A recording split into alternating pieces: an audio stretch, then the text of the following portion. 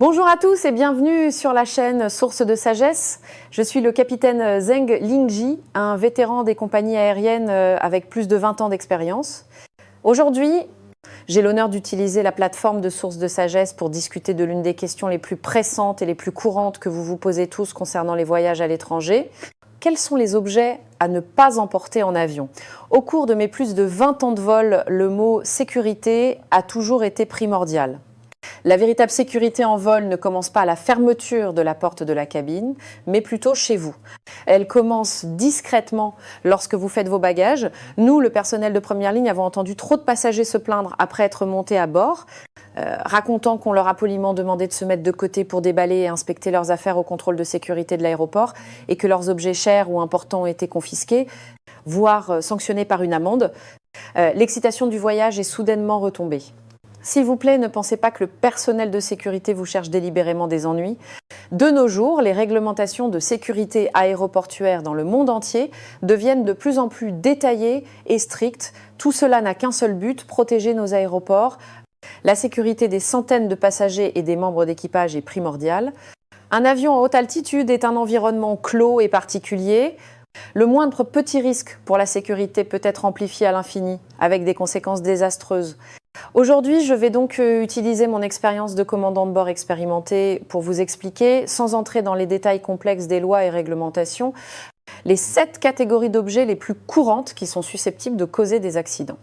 J'expliquerai également dans les termes les plus simples et les plus clairs certains points auxquels les personnes d'âge mûr et les personnes âgées doivent prêter une attention particulière lorsqu'elles voyagent.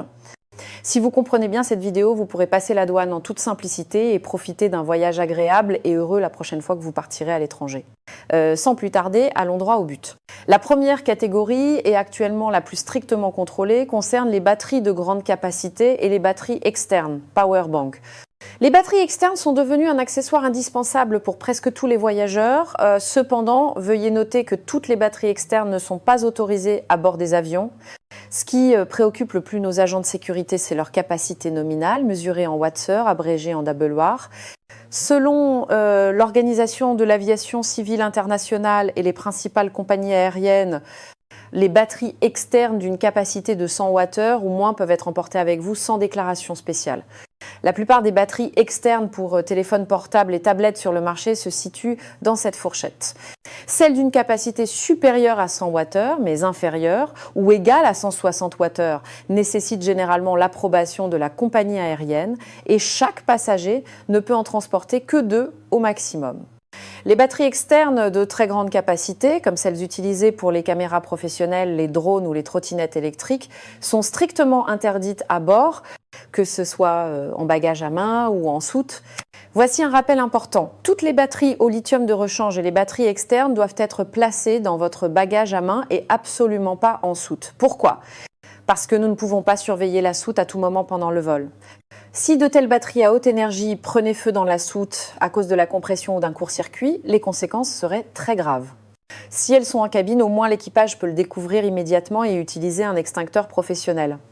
Il y a 2 problèmes que je vois le plus souvent sur le terrain. Le premier est que sur les batteries externes de certains amis, les inscriptions de capacité WAD ou AMA se sont effacées avec le temps et ne sont plus lisibles. Dans ce cas, même si vous affirmez qu'elle respecte les règles, nous devons la considérer comme non conforme et la retenir. Assurez-vous donc de vérifier cela avant de partir. N'emportez rien dont l'étiquette est illisible. Deuxièmement, beaucoup de gens ne savent pas comment faire le calcul. Si votre batterie externe n'indique que les mAh,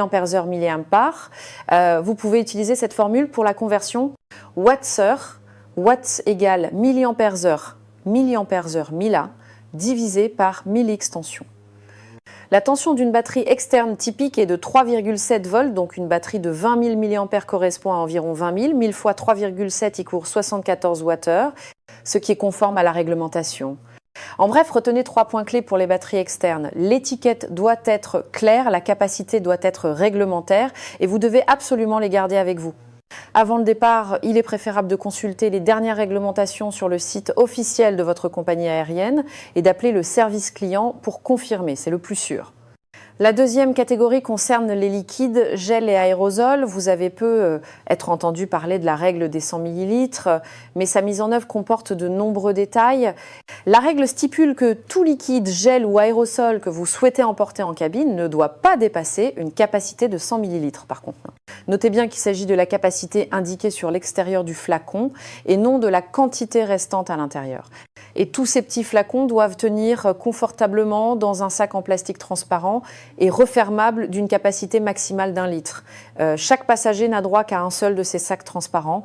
Les articles courants comme les lotions toniques, les crèmes, le dentifrice et le parfum sont bien sûr concernés, mais il y a de nouveaux articles qui sont examinés de près. Les sprays désinfectants à haute concentration d'alcool sont devenus une habitude pour beaucoup depuis la pandémie. Cependant, les concentrations d'alcool dépassant 70% ou 75% sont considérées comme inflammables dans de nombreux aéroports. Les bombes de gaz sous haute pression, comme la laque pour cheveux et les sprays coiffants, sont également sujettes à inspection en raison du risque d'inflammabilité et d'explosion. Un tube de pommade ou de crème pour les mains, même si vous pensez qu'il n'en reste qu'un peu, sera refusé si le volume indiqué sur l'emballage est de 120 ml. Un autre rappel important, surtout si vous voyagez vers des pays avec des réglementations de quarantaine très strictes comme l'Australie, la Nouvelle-Zélande, les États-Unis ou le Canada. Même si vos liquides sont emballés et respectent la règle des 100 ml s'ils contiennent des ingrédients comme certains extraits de plantes, ils pourraient être arrêtés par les douaniers et les agents de quarantaine locaux.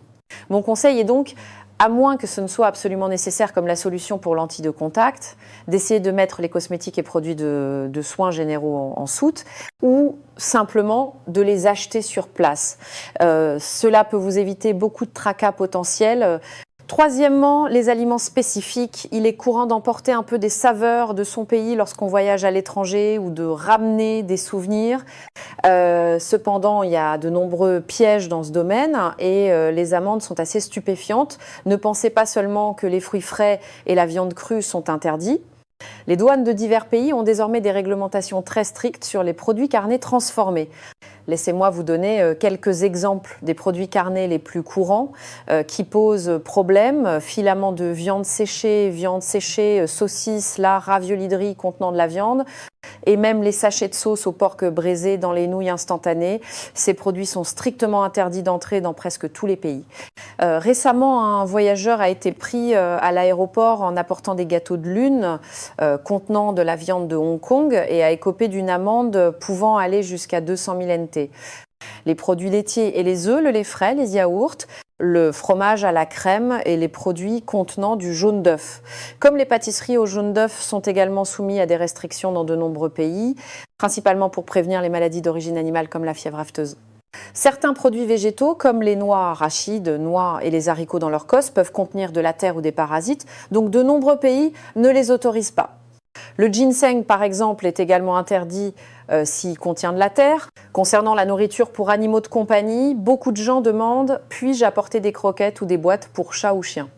La réponse est que la plupart contiennent des ingrédients d'origine animale, ils sont donc également interdits. Pour le retour à Taïwan, notre propre agence d'inspection sanitaire des animaux et des plantes a des règles tout aussi strictes. La menace de la peste porcine africaine n'est pas encore levée, donc n'introduisez absolument aucun produit porcin étranger. Le moyen le plus sûr est de consulter directement le site web des douanes ou du service de quarantaine du pays de destination. Les réglementations d'entrée pour chaque pays y sont généralement répertoriées. En bref, tant que l'aliment contient des ingrédients d'origine animale ou des plantes fraîches et que vous n'êtes pas sûr, ne l'apportez pas. Lisez attentivement la liste des ingrédients. Ne risquez pas une lourde amende juste pour une saveur de votre pays. Ça n'en vaut vraiment pas la peine. Si vous avez déjà été averti par la douane pour avoir transporté de la nourriture, mettez un 1 dans les commentaires pour faire savoir à tout le monde qu'il faut être extrêmement prudent. La quatrième catégorie concerne les souvenirs artisanaux faits de matières animales et végétales. Acheter de l'artisanat local comme souvenir est très significatif, mais faites attention aux matériaux. De nombreux pays, dont Taïwan, ont signé la Convention sur le commerce international des espèces de faune et de flore sauvages menacées d'extinction, abrégé en CITES.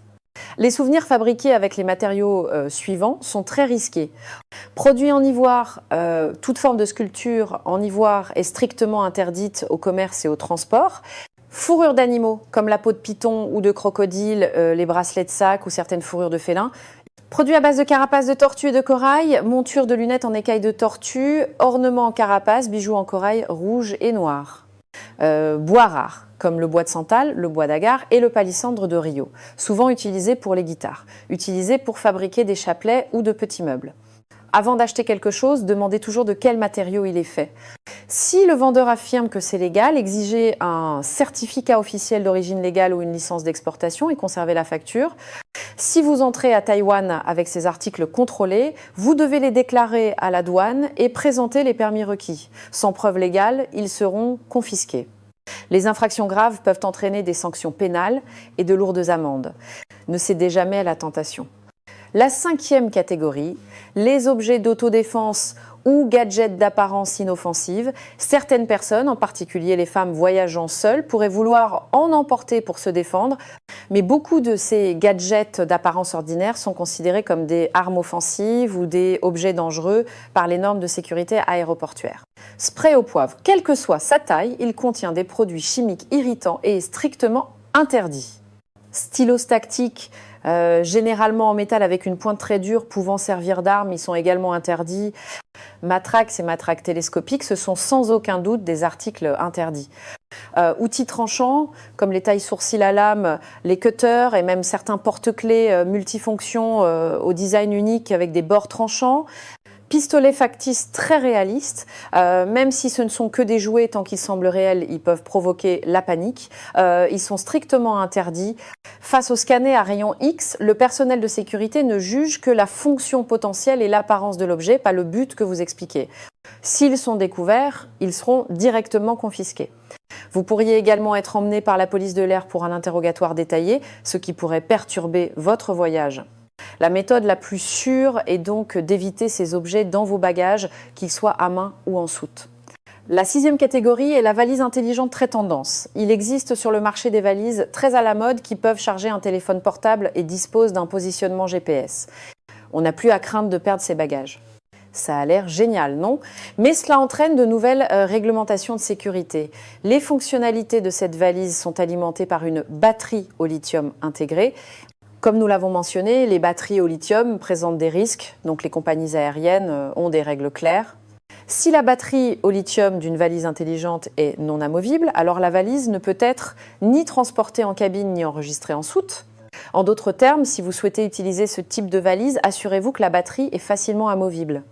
Avant de l'enregistrer, vous devez retirer la batterie et la transporter avec vous comme une batterie externe.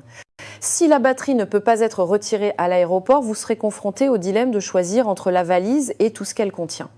La 7e catégorie inclut les médicaments et produits de santé auxquels les personnes d'âge mûr et les personnes âgées doivent prêter le plus d'attention. Une bonne santé est la base du voyage.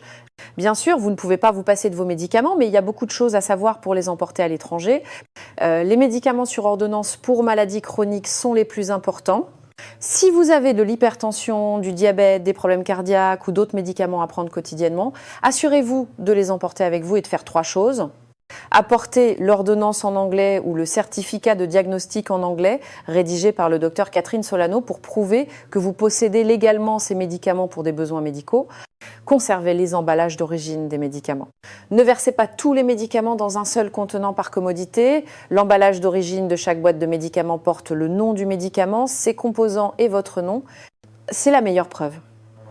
Apportez-en suffisamment pour tout le voyage et répartissez-les entre votre bagage à main et votre bagage en soute, au cas où l'un des bagages serait perdu.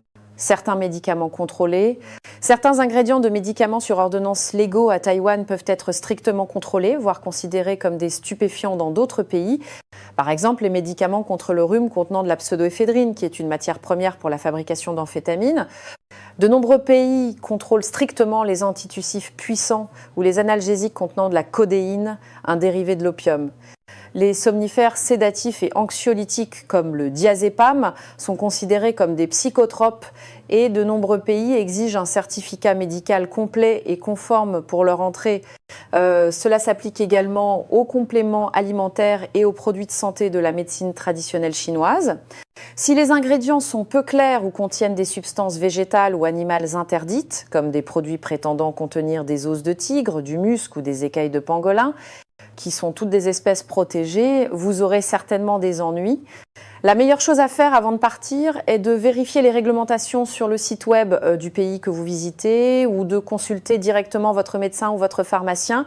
Après avoir discuté de ces 7 catégories d'objets, j'aimerais offrir quelques conseils bienveillants à nos amis d'âge mûr et âgés en tant que vétérans de l'aéroport pour rendre votre voyage plus relaxant et agréable.